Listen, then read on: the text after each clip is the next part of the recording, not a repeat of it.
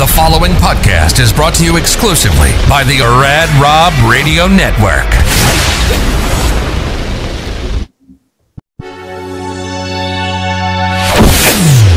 Through the years, we all remember when we first witnessed a national tragedy. Alabama wins! We remember the good times and the bad times through either a song, a TV show,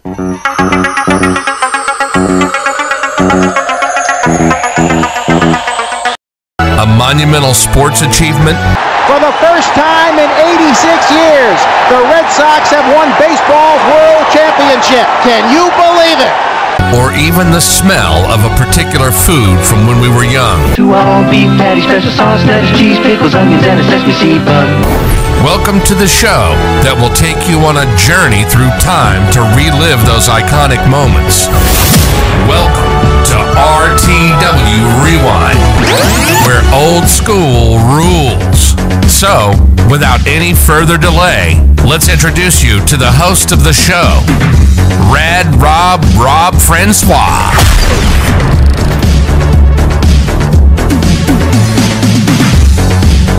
Hey guys, welcome back to RTW Rewind. This is the first day of the third annual Rad Rumble. It is 2022. I'm still Rad Rob. I don't think I'm canceled yet, but people are really trying. I'm here with my longtime frenemy. It is the one and only from It's Hughezy. Hello. And Get My Go. And the Mike Durban Show. And He Doesn't Blow. Only for money. I got nothing else. Hughezy, what's going on, buddy? Though I have been arrested for being in possession of it. But the thing, yes, I'm very happy to do this. I think it's perfectly acceptable for people of our age to be Royal Rumble marks. From when we were kids and we thought it was all real, to as we grew up to become sort of insiders there, man, and marks, and you start learning more about the business there, man. You learn more about how the Rumble comes about, and I've always loved the Royal Rumble. I've watched them all. Some stand out more than others, and very inventive. It's a very exciting, interesting process that went into the choosing of tonight's episode. I should say Royal Rumble that we're going to watch. I picked it at random. All right, I was waiting for like, oh man, I remember when so-and-so did this, or I loved who won the match. I don't even know who won this match. I completely forgot. I don't know who's in it. It's going to be all new for me because literally I haven't watched it since it happened. But I was hoping you'd have some better explanation than that. But well, I remember the ending, which is a legendary fuck up in pro wrestling. And I've heard a story about someone who I can see just in the background of the wallpaper, who told a shoot interview about what happened after the show, that it's worrying the lunacy of a certain man, a certain McMahon, which of course we'll get to once it happens. But yeah, I have absolutely no memory of this event or the match apart from the finish. That's but awesome. Also, we've got some, because this is going to be long, we've got snacks prepared. I have, it's cheat day, so I ate a bag of cheese and onion potato chips, as they call in America. We call them crisps. Also get a nice ham and coleslaw sandwich, and one of Hughezy's fizzy, sugary drinks. Gonna have a lovely Christmas Coke. A Christmas Coke? Wow. I didn't know that was a thing. But I'm gonna do a little thing. Of course, people that may know me know that I had it for keeping it 100. I'm going to do what Disco Inferno does. And when I'm going to put food in my mouth, I'm going to lean away from the microphone. I don't know what the fuck he did the other day. Konam's telling some story about like a pretty intense story. So Disco opens up this bag of chicken snacks right up against his headset, and he starts chewing with the headset on. Yeah. And it sounded like Amy Schumer putting underwear on. Pretty hard to edit that out, right? Oh, fucking hell. Yeah, I have snacks too. I have I have a Of course. Taco Bell burrito that's from last Monday. Nacho cheese Doritos. Nice. Yeah. And a Pepsi. Very, very nice. So, yeah. I don't like Coke. Well, I mean, I like Coke. Hello, Tony Khan. Yeah. But I've been more of a Pepsi guy my whole life. I'll drink Coke if it's there, but I'd rather drink a Pepsi. What's your usual I'm glad preference? you brought that up because I'm going to controversially say I like Pepsi Max, but I don't like Pepsi. That's right, I said it. Flag me all you want. I don't get it. Why? Oh, Okay, that's fair enough. All right, we're going to share the video, but I'm going to block it out for YouTube standards because we'll absolutely get deleted for that. But for those of you that want to watch along with us, as this is a watch along, I think I don't know if I mentioned that. yeah. I have a timestamp on Peacock, or you can go to WWE Network if you're in the UK like Hughezy. And the timestamp I have is 1:54:24. So as you guys get that loaded up, it's a 2005 Royal Rumble timestamp, 1 hour, 54 minutes, 24 seconds. I totally forgot that Taz, Michael Cole, and JR were a thing here. JR was put in to commentate the represent the Raw side, and he was fired up to be there, which kind of leads me to think he wasn't on TV regularly the way he was acting as he got introduced. So I don't know who was doing Raw at that point, or maybe he was. I don't know, but they introduced him to the broadcast pretty much at the end of the show, so I'm assuming he wasn't on TV. Do you remember anything during that time period where JR might have been off TV for a while? Nothing. No, I mean, what I can remember is around this time, around 2001 is when I stopped watching regularly because I remember I had big exams coming up. I don't know what they call that in America. Grades or whatever the fuck. They're still exams. And I remember I missed about 3 or 4 episodes. I basically missed a month of WWE Okay. because I was studying a lot. And then when you come back, there's an alliance. There's Edge and Christian are in a team. The belts keep switching, and I just thought, fuck, this has changed already. But around this time, it was extremely casual. And I don't know if it's because I'm completely strung out on the 90s, but I just seen there was so many wrestlers you would look at and think, that's not a star, that's not a star, and you just think, this is not for me. Plus at the time I was very young and handsome and was getting a lot of women, so I was like, why would I watch TV when I could be dropping loads? Yeah, that's fair. And I want to say this was around the time of John Cena's start of his run. I don't remember exactly when he came in, but I'm thinking he may have been around for a year or two at this point. So we really weren't in full on monster Cena mode, to my knowledge. Like I said, I don't remember much. I do remember that SmackDown was the hot show during this time because Heyman was writing it, if my years are correct. So that's why Edge and Rey Mysterio were on top, and Batista and guys like that, Eddie Guerrero, JBL. So I mean, it was a pretty hot time for SmackDown, from what I remember. Yeah, and I mean, the problem is that I was not a Cena fan at the time, so I wasn't really watching because I thought he was shit. Yeah, I thought he was shit right up until about till now, pretty much. Yeah. Before we get onto this, just a little prefacing for what's coming up at WrestleMania this year. Do you expect John Cena back? Yeah. What do you think? What role do you think he'd have at this year's WrestleMania?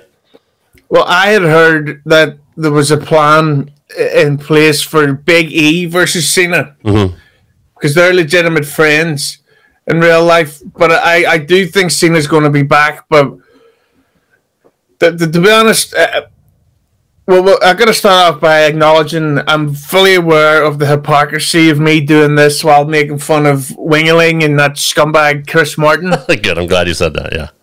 So I get it that this is total hypocrisy, but we're not doing it at 3 a.m. It's WrestleMania season. Give me a break. But people are actually going to listen and watch this, as opposed to them. So there is that. And I haven't been watching WWE much, but I watched the main event of day one, and I thought it was fucking perfect. Yeah. So, and then I've been watching like the clips and shit online and YouTube. So, yeah, it looks like WWE's doing some really good stuff at the minute. But I do see Cena coming back. But at the minute, I have no idea against who. Well, I mean, the Royal Rumble is going to be, this week on the 30th. So, do you expect Cena to maybe be a surprise entrant in the Rumble like he was in the fuck year was that? It was MSG 2008. Was it 2008? Oh, sure, you remember that. But could you see something like that happening this year? It's possible. I mean, what's the fucking Fast and the Furious 10 starts filming in February.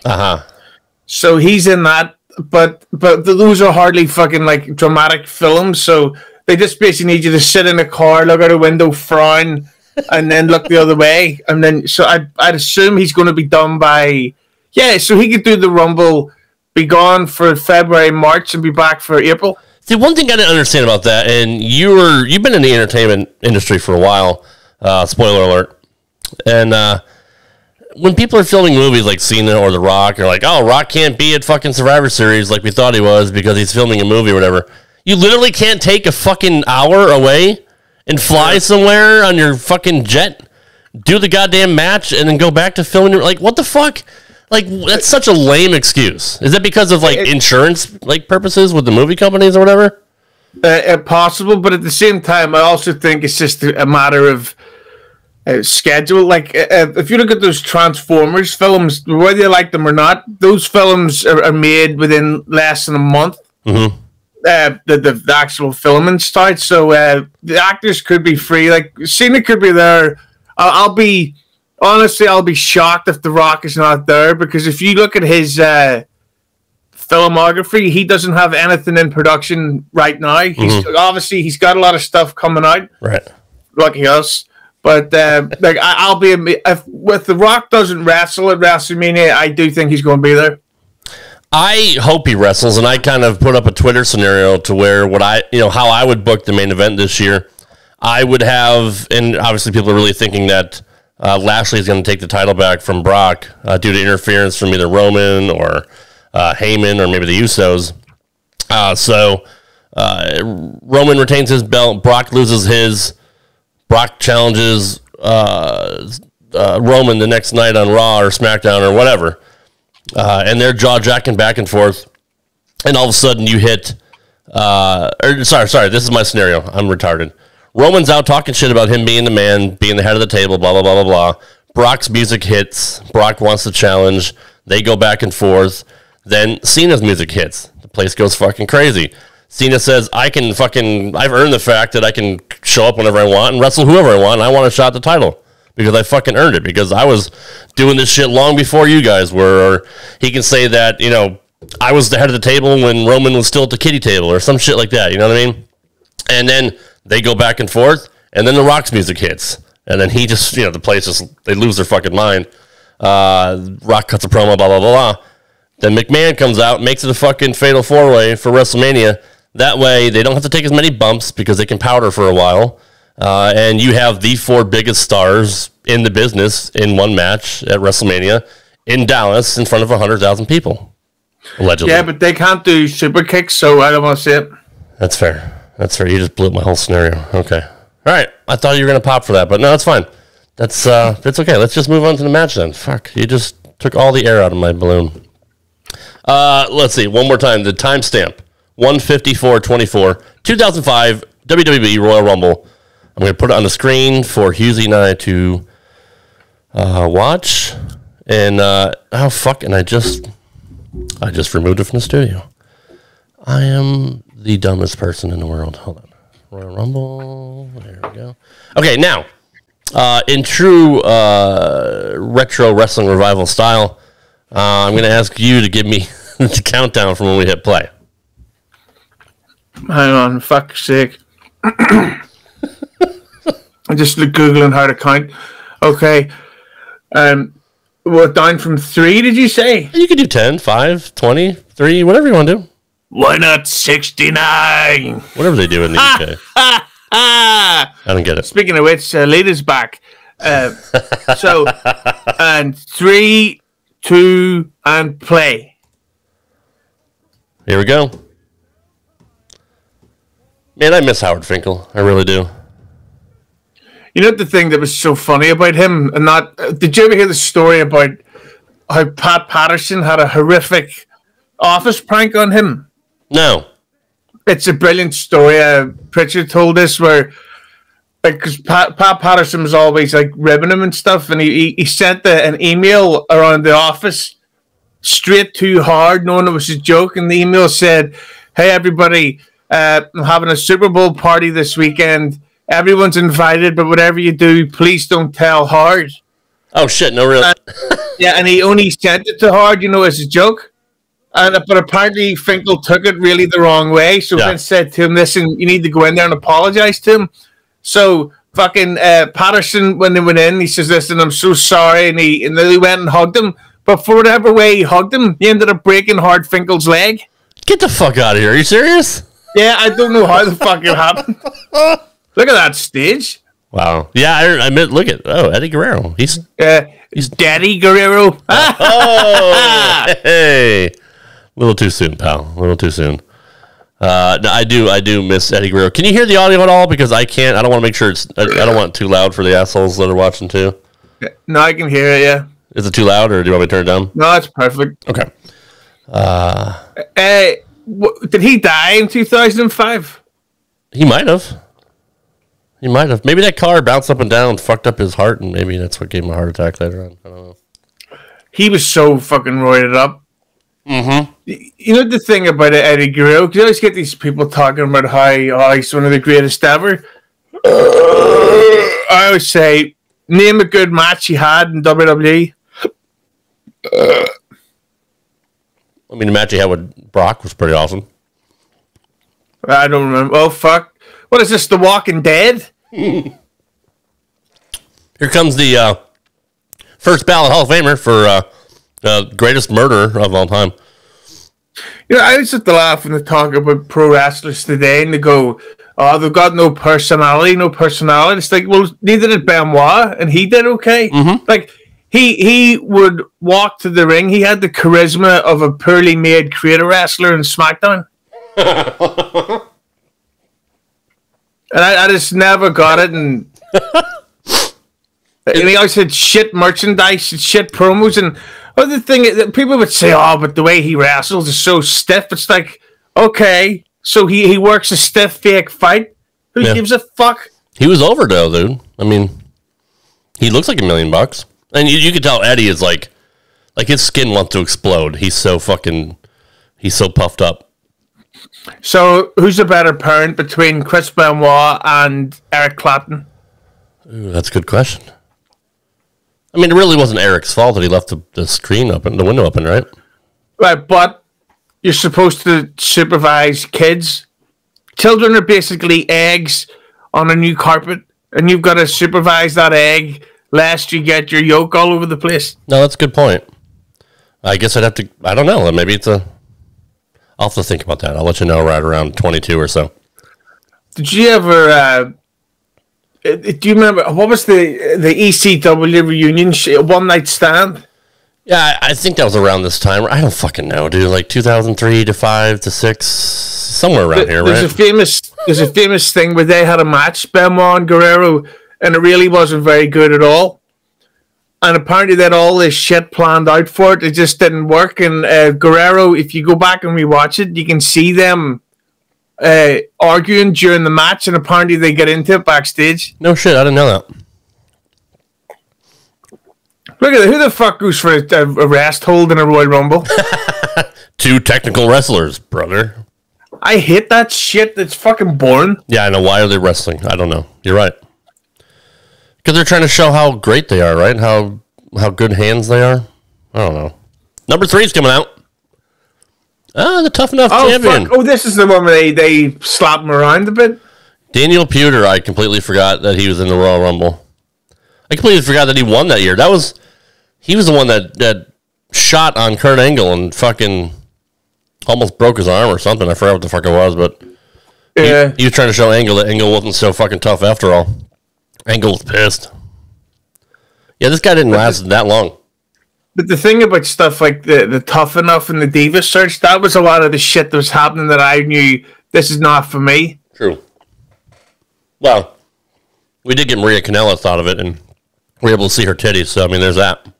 Yeah, but it's like, but when I was growing up as a fan, and we've got like the NWO and Stone Cold versus McMahon and all the hardcore shit, and now we've got the Tough Enough contests of run around the ring holding the fucking lamppost or whatever. It's like, this is stupid. You think this is a rib on Pewter?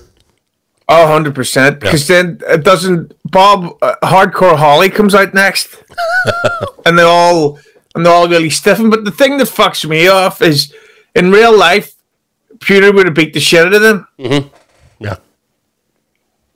And that's why this whole thing, it's so done that why the fuck did they have the Tough Enough competition knowing that this is just going to bring heat to the guy that wins it, and then he has to put up with this sort of shit? It's true. I think this is payback for the Kurt Angle thing.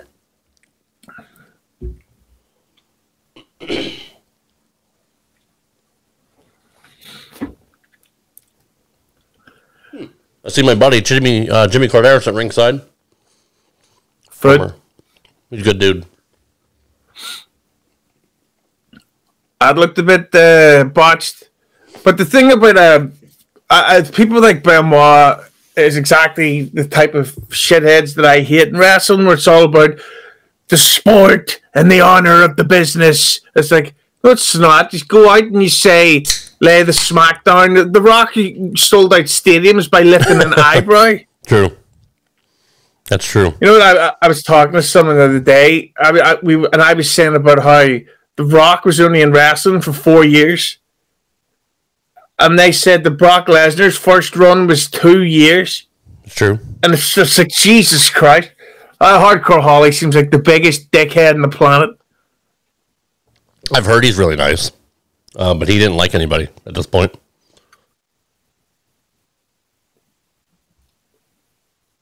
Talk about a guy that got over with no fucking personality. Yeah. I wonder how many marks in the audience realized that what was going on here. None.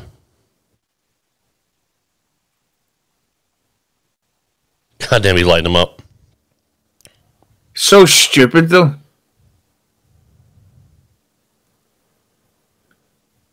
I think Stone Cold got hot at Bob Holly one time for chopping the fucking shit out of him. Ooh. Do you remember the time Lesnar broke his neck or something like that? He dumped him on his head from a powerbomb? No, I didn't. So, like, people watching this are like, oh, he's just chopping him. What's the big deal? Like, that's how fucking stupid wrestling fans are. Like, this is the most pain they could pretty much put on him without making it look like they're trying to fucking kill him. But just chop him in the chest. But that shit fucking hurts. But this is what I hate wrestlers. Like, oh, you gotta respect the business. Respect the business. Also, I'm gonna fucking murder my own family. And then Bob Holly, who beat up Matt Capitelli and whatever because he was in a bad mood that day. It's like, fuck off, old cunt. I think that's what killed him eventually, right? That's what gave him the fucking brain tumor. That's why I enjoy. This is a great move. But that's why I love listening to Disco Inferno's opinions so much, because like he's rich and he's healthy. Here comes Shane Helms, former guest of It's Hughezy. Hello. But yeah, you hear all this stuff about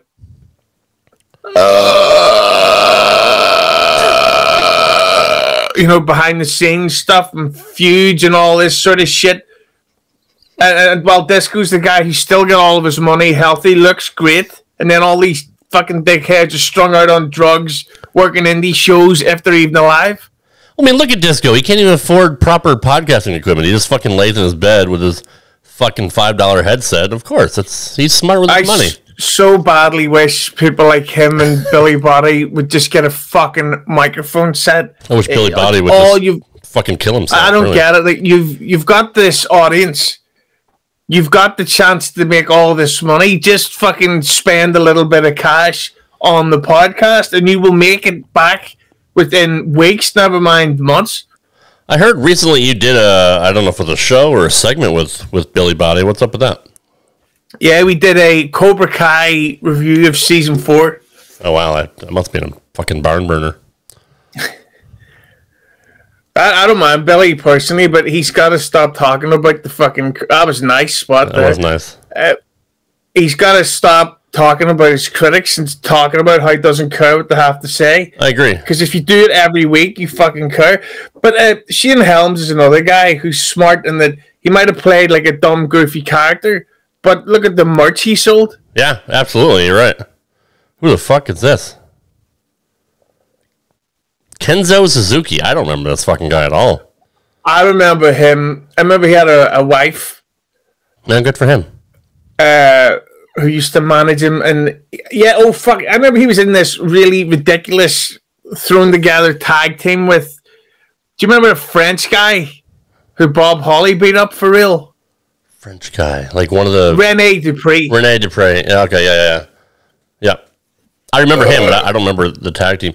What is it with Vince and fucking Japanese guys? Like, he just doesn't know how to book them at all.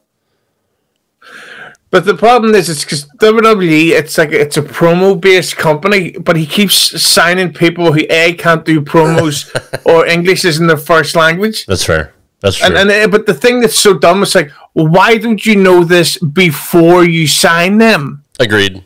You know, I think Shinsuke is the only one he's never really like put into that like stereotypical, you know, comical Japanese bullshit that he's done over the years.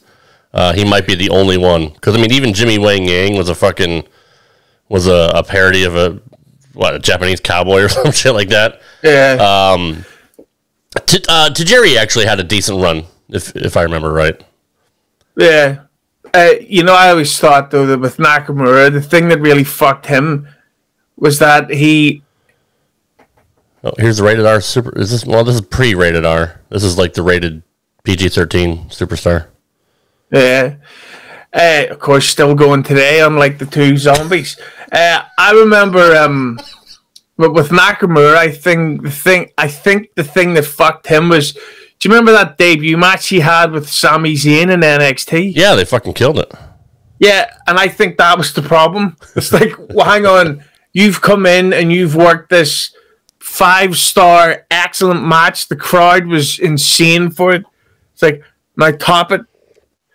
That's a good point. Yeah, and it's like that sort of thing where it's almost good to come in and debut with an okay match, but when you completely tear the house down, you now have to do that every fucking match, or it's just going to seem bad. But that was the NXT style, right? I mean, like, all the takeovers were like the most ridiculous matches you've ever seen in your life. Like, and then you go back to the weekly TV show, and it's like a fucking fart in church.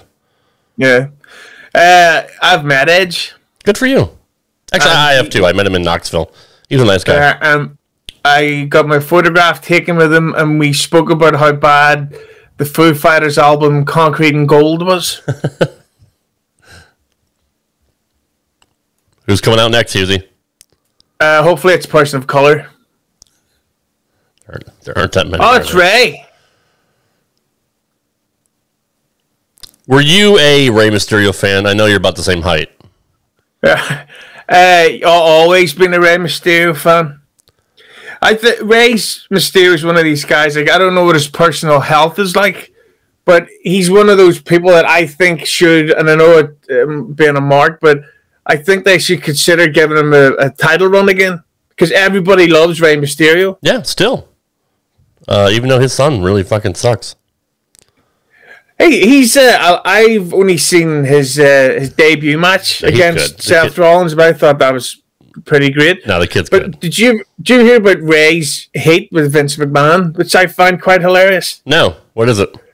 Right, so Ray personally designed his mask and owns the copyright to the image, and he finances his own merchandise, so he gets like a massive chunk of all the money from it, and WWE doesn't, and apparently that's one of the reasons why him and Vince have always had kind of like a bit of hate.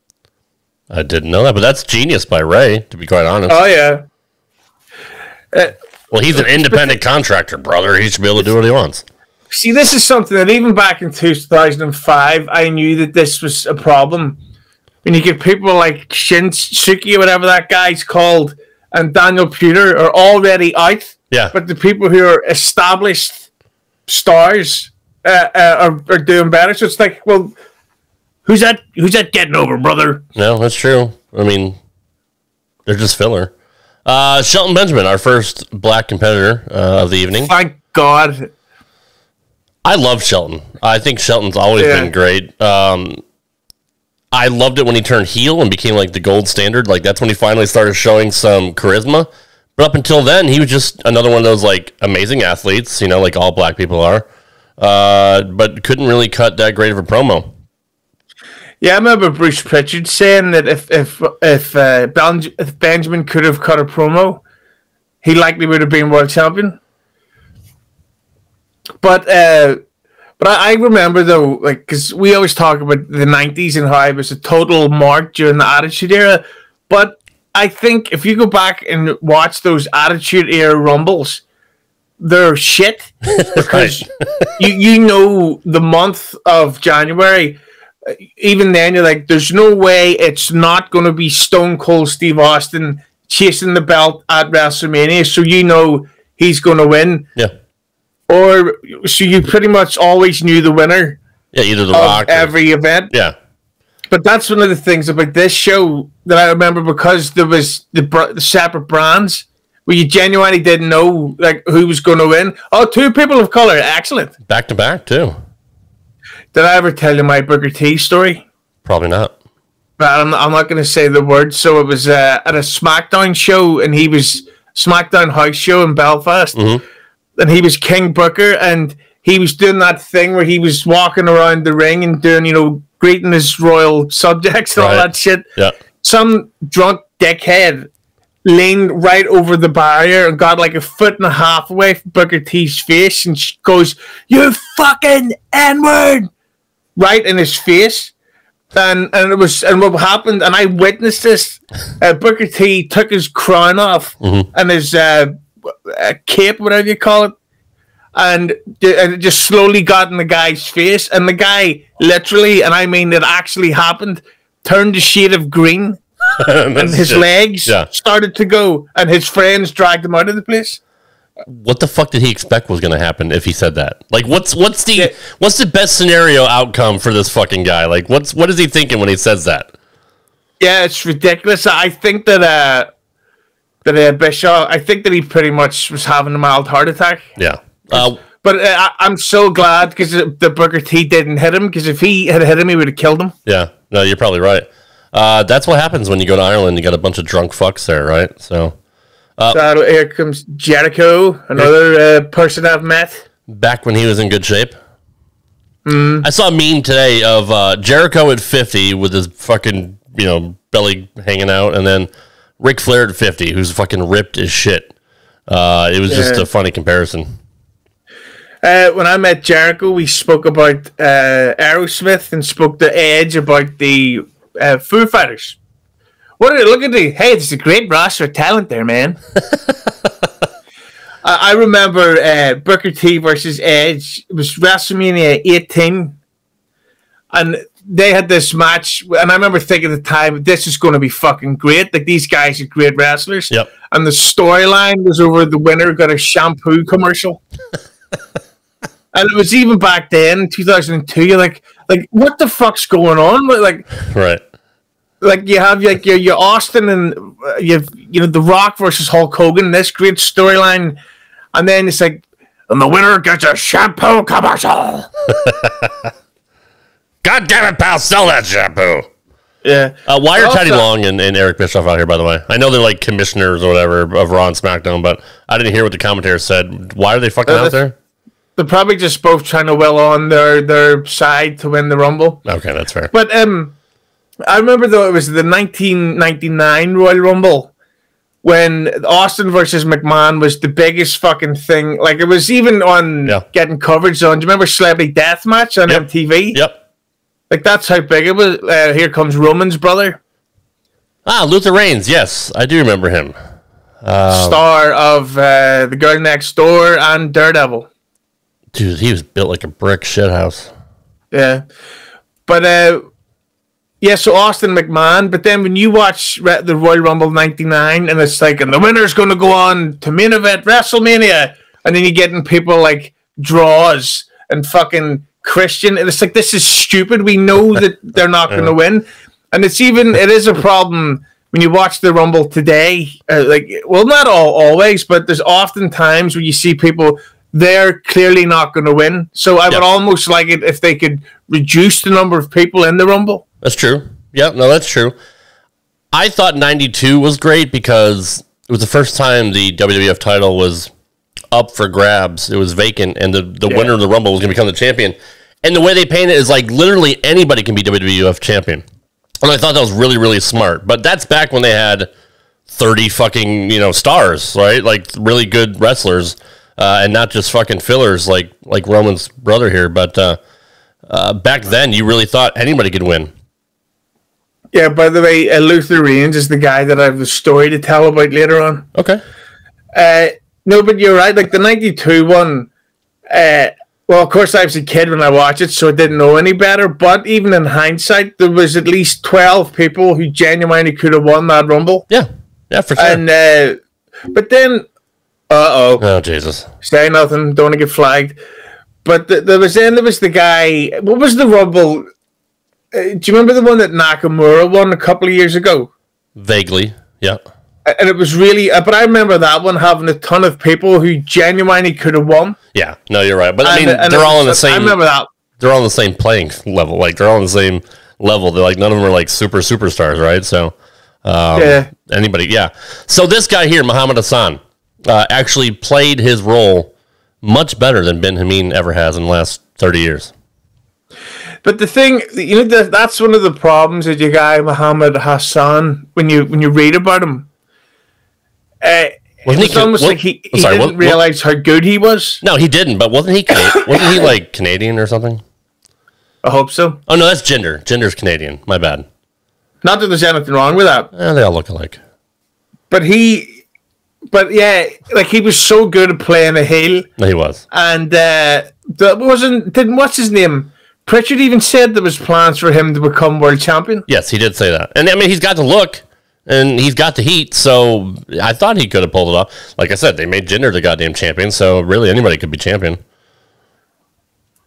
And now they're beating him down because he's what? Because he's, Arabian or whatever? Iraqi? Whatever the fuck he is.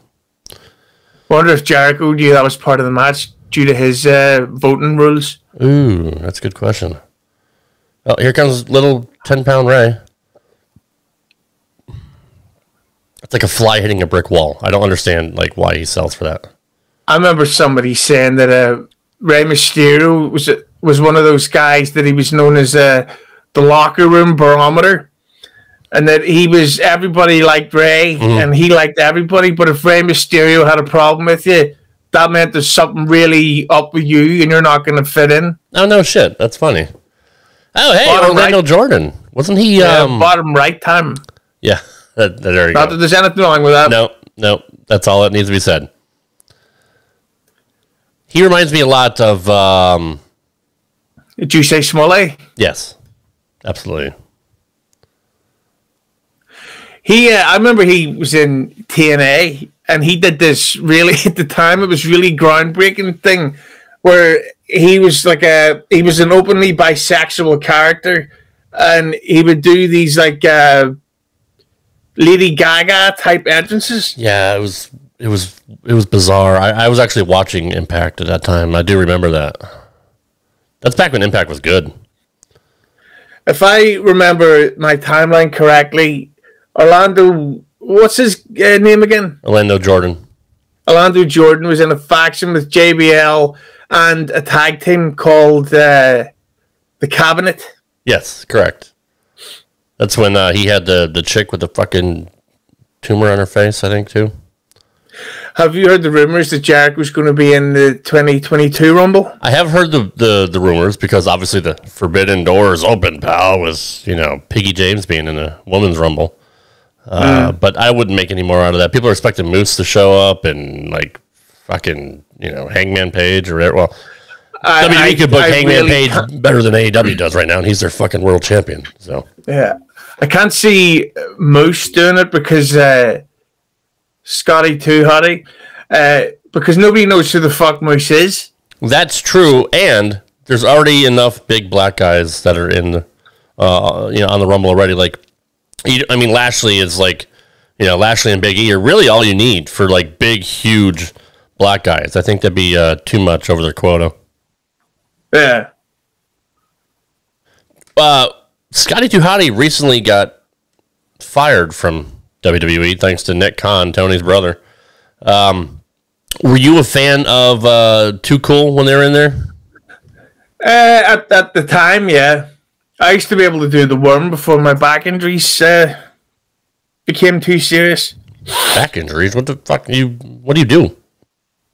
Well, it was nearly 10 years ago. I got really heavy over Christmas, and I gained a lot of weight, and two friends of mine got engaged and were getting married that September. So I thought, right, I'm going to intensely start training.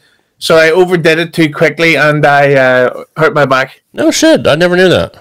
Yeah, prolapse disc, everything. That's unfortunate. Oh yeah, that's why you drink a lot. No, I just do that because it's fun. Although I gotta be honest, just dry January is going amazingly. Dry January, that's a thing? Oh yeah, it's a vitally needed thing. I mean, is that something you came up with? Is that like a nationwide thing? Is it a campaign or? It's just sort of like a health kick thing, but it's also an excuse that people come up with coming into Christmas to completely go off the walls, ape shit. No, that's true. Like everybody starts joining the fucking gyms around here. Like Planet Fitness runs a sale, and all the assholes work out for like a month, and then they're just back to being fat again. See, I just choose to be fat all the time. I can tell.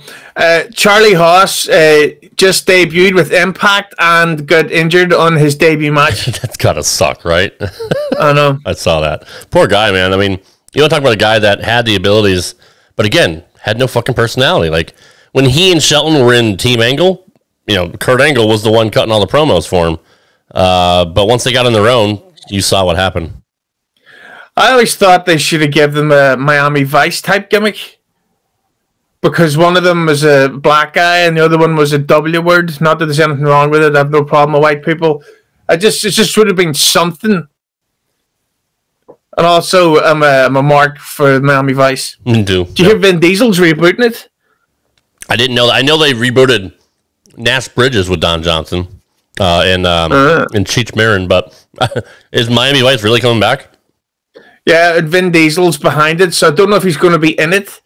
But that Miami Vice fucking holds up. It does. It really does. But what did you think of the 2006 film with Jamie Foxx and Colin Farrell? I thought it was shit. Yeah, I thought it had so much potential, but then they shouldn't have modernized it. It should have been stuck in the 80s. Agreed. Yeah, whenever they do shit like that, I'm out of it. Like the 80s was such a great time for Miami Vice and cocaine and all that shit. Not that cocaine doesn't exist anymore. It's only in Jacksonville.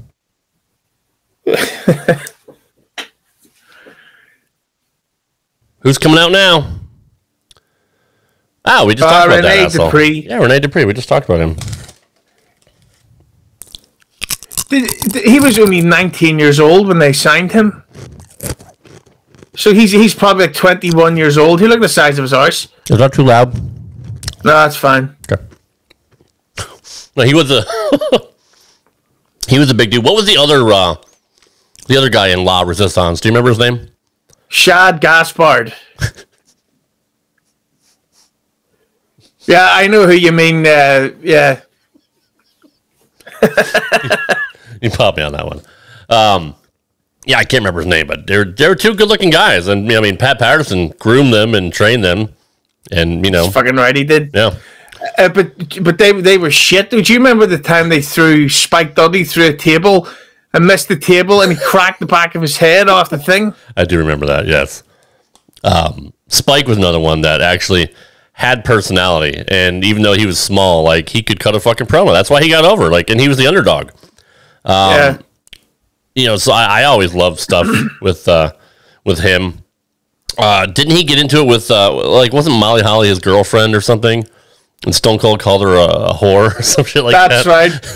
Sign my what do you call the thing you get? She's a bimbo, or I forgot what he called her. But yeah. Get your bimbo girlfriend to sign the goddamn thing too. She said, "Don't call her a bimbo, man, but she's a bimbo." What? I love that.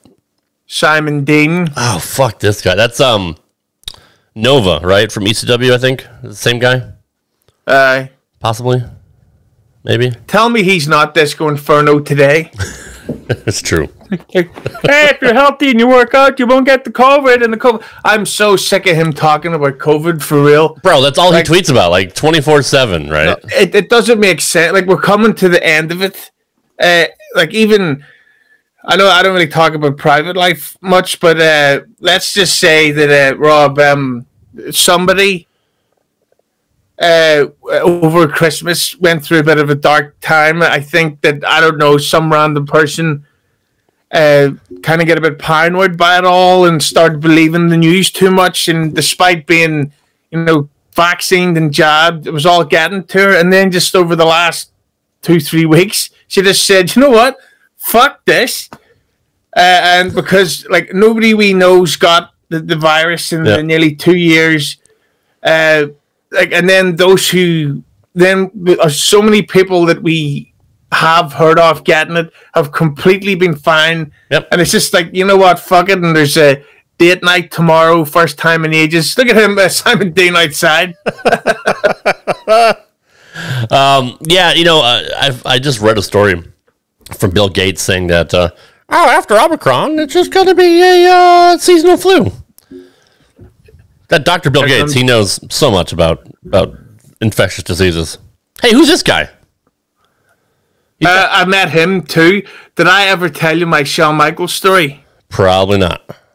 It was one of those meet and greet things, and I'm not one of the Corey Ryan stories, but the guy in front of us was, believe it or not, a total fucking mark with no logical common sense of the real world. And when Shawn, he goes up to Shawn Michaels and he goes, and you get, to talk to him and you get your photograph taken and shit, and he goes, "What's your opinion on how the WWE have the horrible treatment of Chris Benoit's legacy?" Jesus Christ. And Shawn says, "Well, what's your opinion on the treatment of the media's treatment of the legacy of Jack the Ripper?" He fucking killed people, you dumb mark. Yeah. But anyway, so I, of course, when I got spoken to him, I spoke to him about breaking news, the NWO, and he told me that the original plan was that the storyline was that it was going to lead to Triple H forming a team to feud with the NWO at Survivor Series, and that was going to be the end of the NWO, and that Shawn wasn't supposed to wrestle again until WrestleMania. That was supposed to be his big comeback, which is why he was so visually out of shape at SummerSlam 2002. Wow, no shit. That would have been. The match was still great because obviously Shawn Michaels is fucking amazing. He is Kurt Angle is unbelievable. Yes. In my opinion, there's my hot take of the episode. Kurt Angle was a good wrestler. Fantastic wrestler. I've never seen anybody transition from amateur wrestling to the pros like he did. And I know no one's ever talked about that before, and I know that's it's unpopular. Well, what about opinion. Bruce Jenner? He transitioned from fucking male Olympian to female reality TV star. That's Oh, this was leading up to their WrestleMania match, wasn't it? Yes, it was. In my opinion, Shawn Michaels versus Kurt Angle was a good match. There's another one of my thought. Yes. What? Just like that. Holy shit. I don't remember that at all. Look at him, his hand, wiggling his fingers. Did he get dropped on his fucking head on that? Yeah, I'm sure he had some sort of issues going on. I'm sure he did. In fact, I don't think he was there much longer. He went to TNA around 2005 or 6, didn't he? I thought 6. Because I remember he was part of that shit ECW comeback, and That's then right. he looked like he was out of his mind on drugs. Well, he was. He was, yeah. That's probably why he didn't last long here. You know, it's funny with people say, "Oh, WWE never pushed WCW talent," but look at the ring. You got Jericho, Benoit, and Ray. Yep, that's true. This is a good Rumble. It really is. The coach. You know what I have to laugh about him, and I'll watch what I say, because he likes to mouth off every once in a while on Twitter about, let's just say, race issues. Yeah. And then I noticed people tweet him the name of a lady, and then he deletes his original tweet. Because allegedly, let's just say, that lady couldn't have bought beers at a certain time the coach met her, allegedly. Gotcha. So, there you go. Fun fact, the coach is actually a really nice guy, though, other than, what you just said. Yeah, speaking of nice guys. I forgot to tell you my quick Shawn Michaels story. So I met him at a arena football game, which Hartford, Connecticut was just... they just introduced a new arena football team for the Arena Football League, and Shawn had just won the title at WrestleMania 12. And he was my idol. And that was what? Was that 96? Yeah, 96. So I was 20. Still a mark for wrestling at that point. And he was there signing autographs at halftime. I went up to meet him, and I had the copy of the WWF magazine where he was on the cover, with the belt and all that. And the cover was too dark to sign with a black Sharpie, so we opened up to the pages of the article where he beat Bret Hart, and he signed right where he fucking pinned him, which is kind of funny. And I'm like, man, I can't believe you finally won the title. I'm like, that's so cool. You finally won it. And I'm like, I'm so happy for you. He's like, yeah, me too. I'm like, what a fucking dick. And he's supposed to be a babyface. What a dick answer. This is my hero. And he was a complete douchebag back then. So that really kind of ruined my experience meeting my idol. Because they always say, you don't want to meet your heroes because they're usually fucking assholes. But, Can you blame, though, wrestlers for having a problem? Look at how angry Shawn looked at him getting his hair pulled. I can't blame wrestlers for being angry with meeting wrestling fans because there's so many dickheads. By the way, there's a match from 2005 which you could see. It was Shawn Michaels and Edge in some type of a street fight match on Raw, and Shawn Michaels did a blade job, and he bled pretty heavily. Yeah, so much so that it made his hair all group up. And his bald spot was completely exposed. I don't remember that. Yeah, I can't believe how long it took him to just shave his fucking hair. That's hilarious. Look, this shows you how intense this feud was going to be. If Michaels is fucking blading at a Rumble, then he's not going to win. You know what I mean? That's pretty intense, dude. Yeah. I wonder if that was an approved spot, or if they just went into business for themselves and. Mark Jindrak, of course, was originally going to be the Batista of Evolution, and then he fucked up backstage, and then nothing was ever done with him. Nothing at all. Yeah, you're right. They had big plans for him. Oh, hey, it's the third member of the NWO. Yeah, the human Easter egg. I imagine he's dead by now, right? He's so fucking big. Yeah, how bad do you think his ring gear smelled? Oh, yeah, no kidding. That's a good point. Did you hear the shocking news that Nia Jax has not only retired, but she's single? I did hear that. I saw that she's back to doing, how do I put this, larger woman lingerie photos. I thought she has a beautiful face. But she really is, dude. She's hot. Yeah, but the thing is, she seems like a dick. Yeah, she probably doesn't seem like a nice person, and yeah. I'm sure you've seen all the footage of her getting annoyed at fans for asking about The Rock. It's like, hey, sorry that somebody likes The Rock, the #1 celebrity on Earth. Yeah. Yeah, and you're shocked that somebody would want to talk about him? I get it. Out of all the people that are left in this ring, How many are still alive? All of them except for Viscera and Benoit, because Benoit killed Viscera. Paul London And Brian Kendrick were he's one of these weird. dicks. Yeah. What the fuck is that type of entrance? It's just the gimmick him and Kendrick were doing, right? The weird fucking, I don't even know what the hell it was. Hippies or I don't fucking know. I don't know. I'm not even sure why he got a shot at this time. Like, there's a lot of small people in WWE at this time. Even though we did a dork side about it, the French tickler. I remember this. Even though we did a dork side about him, do you think that it's fair that people still shit on Jericho? I just say that because, like, well, to be fair, with 2005, it's 2022 now. How many years ago was this? I can't do math. 8 or 9. 8 or 9 years? Yep. No, let's see. Well, this is well over a decade ago. Jack was still wrestling. A part of me feels, well, not even, I wouldn't say guilty. You don't give a fuck, really. But it's almost like it's a mute, not a mute point. It's a dumb point to point out that fucking, here he comes. US the champ. Peacemaker. Yep.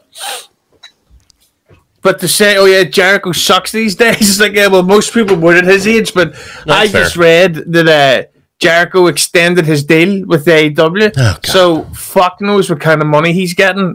Good for him. No, good for him. No, for real. No, you're right. And I'm still a Chris Jericho fan. It's, to me, look, it's sad to look at him at the shape that he's in. Like, this is why I wish any athlete wouldn't hang around too long, because you want to remember them in their prime. And he should retire right after that Shawn Michaels feud. That would have been a perfect time. So this is about a year. I think this is about a year into Cena's career, if I'm not mistaken. And he just got he got rid of the fucking gobbledygooker there. I was a Cena fan at this point. Like, he was cool. I saw him in Mohegan Sun in Connecticut for a SmackDown. And the fucking place was hot. Like, when he came out and I think he did a rap battle with somebody, and dude was on fire. I don't know at what point they started hating him, but at this point, he was still pretty over. Who the fuck is this guy? Oh, Gene Snitsky. Snitsky, the one that kicked the baby into the fucking crowd. That's fucking great. But ironically, it was Cena's feud with Edge that changed my mind on Cena. Which I think was a year later. Like, those matches were fucking incredible. Yeah, no, they were. In fact, you were talking earlier about Cena at WrestleMania. What about this? For an idea, Cena and Edge versus the Usos. Wow. Yeah, that would actually be a good match. And if you think about it, like, honestly, if you really think about John Cena's career, do you ever remember him having, like, a four-finger stinker fucking match? Like, never. Never had a bad match. Well, I remember a lot of matches of his, but that I didn't like. But at the same time, he did that thing a lot like Hogan in that. What's this? I remember this. Oh Christ! Jesus That's a good Christ! But I remember with Cena, he was a lot like Hogan in when he was on the pay-per-views, it would be fucking great. Mm-hmm. Yep. No, I agree. And even Roman Reigns, I can't remember a bad Roman Reigns match. Like, people can shit on him all they want, when he was a babyface, but I can't remember anything that was really, really that bad. Like, oh god, they never should have done that. Well, I'll admit that I didn't like his match that he had with Big E at the Survivor Series. I thought that whole event was, that event put me off watching WWE shows in full anymore. That's fair. Because that wasn't Roman's that Survivor Series was shit. That was Big E's fault. Not because he's black, it's because he's just not good. Kane. Kane is Kane's one of those guys that could be in the Royal Rumble every single fucking year till he's 90 and nobody would care. Yeah, but no one would know either. You could just put a fucking mask on. That's true. I wonder if he comes back this year to kind of take his record back for most eliminations. Poor Paul London takes a bump that could have killed him just to be eliminated. Kane's another one that he's one of these people a lot like Cena, that he wasn't always great, but he really could pull it out when he needed to. That's true. Did you ever, perfect timing, see the Jericho-Kane feud? I remember they had a feud back in 2000 or something. And apparently it was based on, that storyline was based on as a rib to Bret Hart for some reason, because Bret Hart once pitched a storyline for him to feud with Hogan. And Vince says, well, what would the angle be, pal? And Bret Hart says, I don't know, what if he spills coffee on me or something? And Vince was like, what the fuck, spilled coffee? So that's what Jericho versus Kane was over, if you remember that. I do remember that, yes. I didn't even put two and two together. You think London was really hurt there, or they're just fucking kayfabing it? London's burning, brother. Lashley and Kane, I remember that feud being dark as fuck because it was about how Lashley raped Lita. Oh, yeah, you're right. I do remember that. That was weird. Hey, here's Batista. Here comes Drax the Destroyer. The biggest liberal snowflake in the fucking universe. Yeah, hypocritical. You know, you have to laugh at, though, when Shang-Chi and the Ten Rings came out from Marvel, everybody says, oh, it was the number one, or the first ever Asian superhero film. I bet you Batista was sitting there going, what the fuck? Yeah. I've done 5 of them. I was a big Batista fan. I was too. Back then. Yeah, but now not so much. And he was shit. Batista, like, he was a lot like Ultimate Warrior. Because we say that Cena was like Hogan, that Batista was rarely good, but when he was good, it was fucking unbelievable. Yeah, absolutely. He was fucking super over. Like, over. Yeah, no, but because Batista had that thing where he actually looked tough. Right. Like John Cena would obviously kill us in a fight. Right. He doesn't look tough, but Batista looks like he could fucking crack some skulls. Absolutely. Want to hear a interesting Chris Jericho fact? Sure. From 2005. I had heard, of course, this was back when WWE really had a monopoly on the business there, man. And so they could hire and fire who they want, and wrestlers couldn't make demands because Vince would just say, nope, on you go.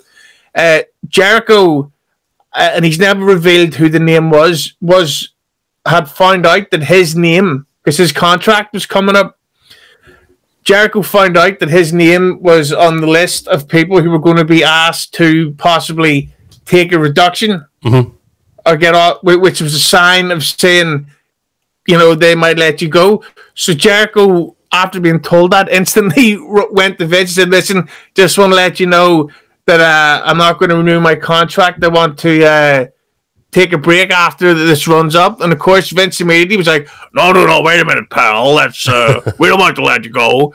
But Jericho stuck to his guns and he took like a year and a half or 2 years off, and he came back to his biggest deal ever. Like, that's the thing about Jericho. Like, he may not be in the greatest shape anymore, but he's one of the smartest businessmen wrestlers there's ever going to be. Dude, I gained a shit ton of respect for him when he was on the Broken Skull Sessions with Stone Cold last year. Just listening to him and how smart he was about the business. Like, I really learned a lot about him from a wrestling business perspective. And, you know, again, say what you want about the shape he's in or whatever. If he's still able to cash in, why not? You know what I mean? Like, I would. Yeah, plus, there's a rumor going around that Fozzy are going to be in Ric Flair. Fozzy's going on tour. The U.S., I know, pretty soon. Yeah, but allegedly they're going to be playing the Belsonic Festival here in Belfast over the summer, which is a really big deal. That holds about, it's like a 13-day festival, which holds up to, it's like between 15 to 30,000 people per day. Wow. And to be honest, it's not entirely out of the question that Fozzy could draw for that, because when they played the Limelight, it was only 1,000 people there, but they sold it out in like 4 minutes. Wow. Yeah. So there's a sign that there's demand there. And the band's actually pretty good, dude. I wouldn't say he's the greatest singer in the world, but he's obviously a great entertainer. But the band themselves are pretty fucking tight. Yeah. So Evolution was still together at this time. That's why Flair was there. Yeah. Yeah. He was tutoring Batista. But Flair actually looked good here. He looked like he still could go in the ring. See, Tyson Tomko, I remember there was a thing, it was the Raw before WrestleMania 21, and there was the Money in the Bank ladder match. Benoit, so and there's a 6-way, and then that Raw, the 3 faces versus the 3 heels, and Tomko ran up to headbutt Benoit on the outside, but Benoit didn't get his hands up, or Tomko accidentally botched it, did it for real, and Benoit's eyebrow basically exploded. Oh, fuck. It was fucking disgusting. There you Speaking go, child killer. Yep, there you go. See you, buddy. Good luck in your future endeavors. I love Flair. No, I'm sorry. It was an accident. That's great. That was a good spot. That is pretty funny. What number was it, by the way? Of course, Batista was originally supposed to win this. Mm-hmm. The botched finish, of course. Yeah. Was a botch. See you, Rick. Collect your 10 grand. Have a good night. Ray's still in there. Yeah, and all 4, well, 3 of these guys are still wrestling today. True.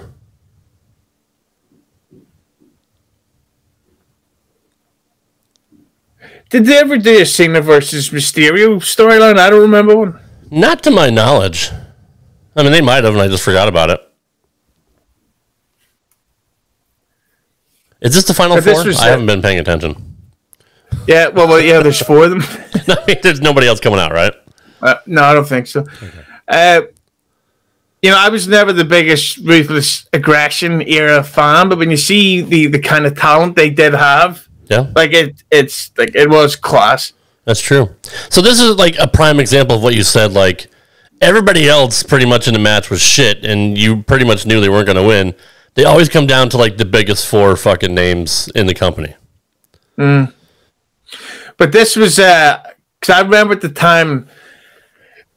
This was before the Edge and Lita scandal leaked out. So I don't know if Edge was a heel or a face, but the marks didn't hit him. But it's like, yeah, how dare he bang Lita? Yeah, because everyone would do it. I would. Lita was back on SmackDown last night. She looks fucking amazing. She still looks great. Imagine what she was like back then. Yeah, absolutely right. All right, Batista and Cena. But what I do remember about being a fan back in these days is because, of course, Lesnar left at Mania 20, and there was always the talks and the rumors that he was coming back. And a lot of people, I remember, thought that Lesnar was going to run out during this bit. Yep.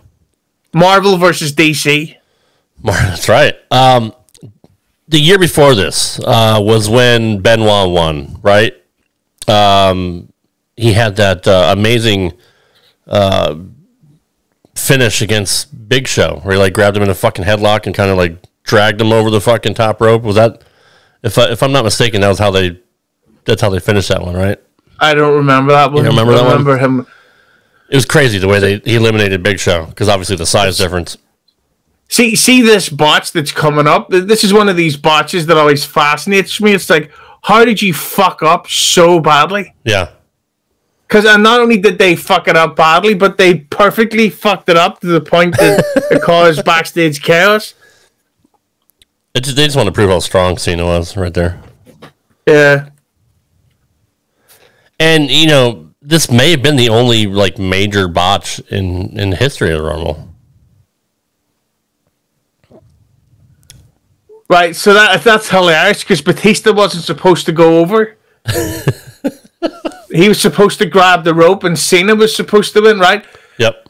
It's so perfect that it went wrong that way. No, it is because like they both landed literally at the exact same time. Yeah. Like, which so you can just picture Vince backstage and girl going, "What the goddamn hell just happened?" I'm sure he was fucking pissed, but they are lucky they hit at the same time. So like watching this originally, you're like, oh, it's one of the same finishes they had with like, was it Lex Luger and Brett, where they both hit at the same time. So I mean, it did work out perfectly for them, even though they fucked it up. But I wonder who made the call, to call the spot now. Who do you think's a better actor, by the way, between Batista and Cena? Hulk Hogan. You know who's an unbelievably bad actor? And Stone Cold Steve Austin. Yes, you think he would have been the man, when WWE Studios announced that they had him for a 4-picture deal or whatever. Yeah, you would have thought that Stone Cold would have been the greatest movie star ever. Is this when Vince tore his fucking quads? Yeah, right. So there's one quad gun. Ah! Oh, that's right. Right. This was a clusterfuck of epic proportions. It's so hilarious. So he's sitting there trying to play it off like nothing's wrong, hands on hips. Yep. So not only did they fuck up the finish and forced him to come out, but then he blew both his fucking quads out because of it. Yeah, so here's the story I can tell about Luther Reigns. So Vince backstage, because he wouldn't let anyone help him walk, tore his other quad. Right? Oh, wow. Luther Reigns said that at one point, Vince actually dropped to the floor and was going obviously in agony. Yeah. So Luther Reigns said that as Vince was getting into his car to be driven to the hospital, he says that Vince seen a bunch of the boys watching him. Yep. You know, so Vince fucking dropped to the floor and started doing press-ups. Despite having torn quads. What a fucking... Wow, dude. He's a beast. He's a fucking psychopath? Yeah, that's kayfabe. That's super kayfabe. That's amazing. I didn't know all that. You're just a wealth of useless. You know a lot. If anyone wants to hear trivia, go check out an episode I did with the great Chadster for the New Generation Declassified. Yep. Where I did an episode about WrestleMania 9 and the WrestleMania that we didn't get. I went in, I used all my mark research, and it's a very good episode. Plus, I was drinking during it. Shocker. So this is when Batista took on JBL at WrestleMania, correct? I Triple H. Was it Triple H? Yeah, and then Cena versus JBL. Cena versus JBL. Okay, I was close. I'm not one you want to rely on for facts or information because I've forgotten more than you'll ever learn, brother. Yeah, but the thing about the Rumble is that what I did is that there was the Rumble a couple of years ago where Brock Lesnar was in it, and he threw out the first 17 people in 18 minutes. And it was unbelievable. And then what's the guy's name? McIntyre come out, kicked Lesnar in the face right over the top rope, and it was and this whole stadium went ape shit. And then the China virus happened and destroyed Drew McIntyre's career, which was a shame. Doesn't that suck, dude? I really want to see Drew because he deserved it at that point. Leaving all the 3MB shit and then leaving, going to Impact, becoming a pretty big star over there, and putting on muscle and all that, and coming back. In NXT and just killed it there. Gets hurt, then he gets up on the main roster and really did a fucking fantastic job. And the 3-2-1 Claymore shit that he invented was genius, dude. The crowd really loved him. Yeah, but that's why I'm such a WrestleMania mark, because at that was 2 years ago that happened. I remember when Drew won. Then I remember Raw and SmackDown having a whole bunch of genuinely interesting storylines to lead into Mania. And it really looked like, holy shit, this is going to be a great WrestleMania. And then the virus happened. They had to hold it in an empty fucking room instead. But, that's why I'm very excited for this Royal Rumble. First Royal Rumble in 2 years, 2022, in 2 years with fans. It's going to have Lashley versus Brock Lesnar. There's going to be the women's match, I'm a women's wrestling fan, but this one's going to be interesting because the belt is on the line. So and we don't know what's going on with WrestleMania at all. So could Cena be in it? Could The Rock be in it? We'll find out. You never know. Yeah, we'll find out. We'll find out this Sunday who's going to win the men's Rumble and the women's Rumble.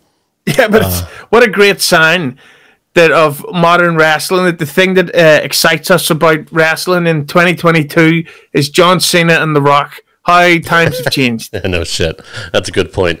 Your predictions for this Sunday's Royal Rumble? Jesus. Well, who's the champ? Well, at the minute, the champions are Lesnar and Reigns.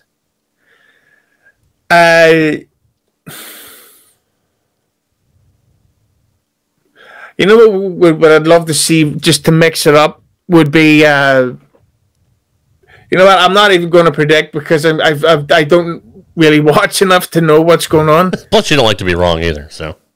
Plus, only right and right wing. But I would say I am going to be watching it. So, I enjoyed watching this one. That's because I have one friend in real life, my friend Stu, who likes wrestling. Wait a minute. No, I have a lot of friends in real life. What I meant to say was I have one real life. No, wait a minute. The one person that I know in real life that likes wrestling is my friend Stu, and he's an AEW mark, so I don't get to talk about it with anyone. That's fair. And that was good. That's I hope fair. I don't sound lonely. It's we're still in the scamdemic, so don't worry about it. All right. Yeah, this was a good event. No, it really wasn't. It's kind of there's a lot of shitty people in this Rumble, but it was worth it for the fucking ending and seeing like the botch and Vince, because I forgot all of that. I completely forgot McMahon blew his fucking quads. I was at Hooters watching this. Do you have Hooters over? Do you have restaurants named Hooters over there? Yeah, over here they're called Knockers. Are you for real? Are you serious? No. You're an asshole. Do you not have Hooters though? Like, did they franchise overseas? I honestly don't know. I don't need to go looking for Hooters. That's fair. Hooters That's fair. looks for me. But you have heard you have heard of the restaurants though that are here. Oh yeah, obviously. So I was at Hooters watching it because they used to show every WWE pay-per-view for free. So we go in there and order wings and beers and whatever and watch the events.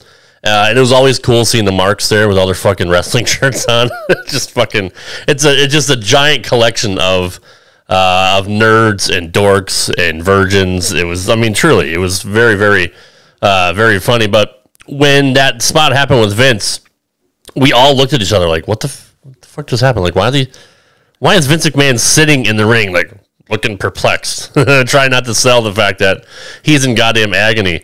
And back then, the internet was a thing, but, back then you had to wait like a few days to find out what the story was, whereas now it's like fucking instant. People can just do it from their cell phones. Yeah. Thank God for, praise Allah for JD from New York. Fuck that. The Oracle of Knowledge. That guy is, I don't want to get started. Anyway, that guy is the current target of Get My Go on the new episode that's out right now. Yeah, he is the cunt of the year for sure. Did you see the fucking meme he puts up with like his face on Roman Reigns with the fucking holding the title up? I did see that, and do you want to know what makes it even worse? What's that? You can tell he does that with zero irony. That's fair. Like, no, that's fair. You know that he believes that shit, and you just think that it's sad, and that's why I think people will enjoy the Get My Go, which is out right now at the time of recording. We go pretty harsh on him. Yeah, I haven't watched it yet, but I do plan on it. This is actually an interesting comparison. Conspiracy. It's a conspiracy, goddammit. It's a conspiracy comparison. Get My Go should do a cunt off between Rue TV and JD from NY and see who's the biggest fucking cunt out of the two. Because they're both pretty oblivious to like how douchey they both are. I would say JD. I think it'd be more a case between JD and Chris Martin. Rue seems like a kind of guy who's fun to make fun of, but not a bad guy. Really, like, he seems like he's like ultra like into himself. Maybe not as much as JD, but I still think Rue just doesn't give a fuck about what people say about him. Well, just as a little teaser for an upcoming Get My Go, because I also recorded which would be the episode that follows JD. A little someone we know was on TV doing an interview, and oh boy, did we go after it. Really? I'm interested. You got to tell me off air because I'm Very. You haven't seen it? No. No. I'll tell you right now. Fuck it. Just tell me. John Wangland was on TV. No, get the fuck out of here. No. Oh, you haven't seen this? No. All right, I'm gonna find the link and I'm gonna send it to your Twitter. Okay. Yeah, he was on TV promoting his. Well, to be fair, he was doing a good charitable thing, so we weren't making fun of the charity event. So good for Wangland for doing it, but Wangland was Wangland, and it was a pretty good episode. How the fuck did I not know that? I can't believe you didn't know. I'm so out of the loop, bro. I got 6 podcasts, and you know my whole deal. Like, I'm so fucking busy. I'm in my own shit right now, so I haven't been in tune with the Wangland universe or Get My Go. I did not know that. That's a shoot. I had no idea. I can't wait to fuck. It's like Christmas all over again. Yeah, and it was a very rare episode in that pretty much everyone was available at the same time. So there was 4 or 5 of us. Like the stars aligned perfectly. Yeah, and it was just like it was. We knew at the time it was good. I accidentally said a certain word, so praise Jesus that Durbin edits it out. But shocker, yeah. I'm pretty sure I know the word you used. Anyway, no, I'm looking forward to that. So definitely hook me up with that. But where can we find you on the socials? You want to find me on YouTube? I am on Hughezy Entertainment. Sort of breaking news, and I'm breaking my rule to say, because I usually don't like to announce guests beforehand because it often gets delayed or doesn't happen. I'd never do it. Upcoming interview with porn star Kiss of Sins. Mm-hmm. We've got the hilarious Bob Levy coming on, who, for those that haven't heard, at the time of recording this, January 14th, was attacked with a broken bottle by a guy in a comedy club, and Bob Levy crane kicked him off the stage. Yeah, awesome. So that'll be coming up. We've got Eric Nagel from, of course, the Opie and Anthony universe. Yep. And if anyone wants to hear pro wrestling being spoken about by experts and not 2 fucking nerds like us, go to Keeping100 official on YouTube and leave all the comments you can. Interact, trash talk, everything you need to. It's maybe the only YouTube channel on YouTube about wrestling that actually has genuine experts speaking about it. That's fair. And Joe Feeney. Yeah. Anyway, you're also on Twitter at the Hughezy. Yeah. At the Hughezy on Twitter, at the Hughezy on Instagram. Particularly Instagram. This is what I don't understand. I have over 10,000 YouTube followers. Yep. I have over 5,000 Twitter followers. But on Instagram, I think I've got like about 200 and something. I'm one of them though, so yeah. There's that. So I'd love to be able to bump that up because I've heard that Instagram is the perfect way for getting guests. So even if you don't like my stuff, just go subscribe to at the Hughezy on Twitter and Instagram. On Instagram. Fuck, see, there you go. It's the problem. I keep saying Twitter. Yeah, no. IG, bro. You guys can follow me on Twitter and Instagram as well, at RadRob Gaming. I'm a Twitch gaming streamer. I'm an old fuck that likes to play video games. Not well, but at least I do it. I stream on Twitch every Tuesday and Thursday, 8 p.m. Eastern, twitch.tv/RadRobGaming. I also have a YouTube gaming channel with literally thousands of videos. You know, usually my number one video, you probably wouldn't believe this, it's a WWE 2K19 entrance video, like Create a Wrestler entrance that I did. That's got like 30,000 fucking views on it, and obviously not monetized because I don't have enough subs yet, but my biggest fucking crowd for this is India. They are like, they love this fucking created entrance shit. It blows my mind, but I'm still getting hits daily on a video that I did like 3 fucking years ago. Well, I can let you in on a little Keeping 100 plan. The plan is once this new WWE game comes out for the PlayStation and Xbox, to, if possible, live stream or create a tournament to upload to the Keeping 100 YouTube channel. Interesting. I like to actually could be a lovely bit of fun, but of course, Conan and Disco will bury it and all that stuff. But what are they? You know, they're not cool No, they're not. Like I am. They're completely out of touch. But yeah, no, that video is doing fucking ridiculous numbers.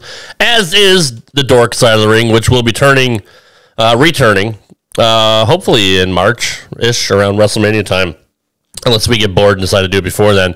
But we're still getting hits on that one as well daily. I think our Jericho one is up over like 1,200. So thanks to everybody for checking that out. And nobody watches my gaming videos. They all watch Dorkside. It's funny. Like, I have almost 300 subs now since we put the videos up. And I still get like 10 people watching my gaming videos. But hundreds and hundreds of people are watching you and I talk about the cringy AEW fans and the horrible runs that Matt Hardy and Chris Jericho and CM Punk. We got to do a CM Punk episode again because that motherfucker is still mediocre as shit. But pissing people off on Twitter and, you know, not putting over new stars. We definitely have to revisit him for a third time. Yeah, even AEW marks are getting sick of CM Punk, and do you realize how tough that is to do for the AEW fans to think this is too much? Absolutely. Like the apologists that drink the Kool-Aid and love everything they do, still think Tony Khan's the Booker of the Year. Yeah, they're getting fed up of CM Punk and his douchiness. He just doesn't like fucking people. Fuck it, let's just do it right now. Welcome back to... No, I'm just kidding. He's not the Booker of the Year. He's the Booger Sugar of the Year. Yes. Do you see the PWI 500 was full of fucking AEW guys, and like they took down like almost every award, like Wrestler of the Year. Punk got Comeback of the Year. I think Britt Baker got Female of the Year. It's fucking disgusting how much like the wrestling media, the fake news wrestling media, as Brad Shepard calls it, is bought and paid for by Tony Khan. Yeah, but it's like, but the thing is, who the fuck reads wrestling magazines? That's true. That's fair. It's not like back in the day when Bill Apter ran it, and you know, like that's the only source of information you had outside of WWF. You know, but now, yeah, it is kind of a joke because nobody reads magazines anymore. But it's also a slap in the face, dude, that to be that biased towards AEW just because, you know, Tony gave him some money. There's no credibility anymore. Yeah, well, if you want credible wrestling news and we'll sign off on this, then you need to go check out the Wrestling Informer. That's the news source hosted by the great Billy Body. Great. I don't know. That's a bit of an oversell. In any event, I'm sorry. I don't like. He blocked me on all his accounts. Just in like screenshotted how much he makes in a fucking year, and then called me a cunt, and then blocked me.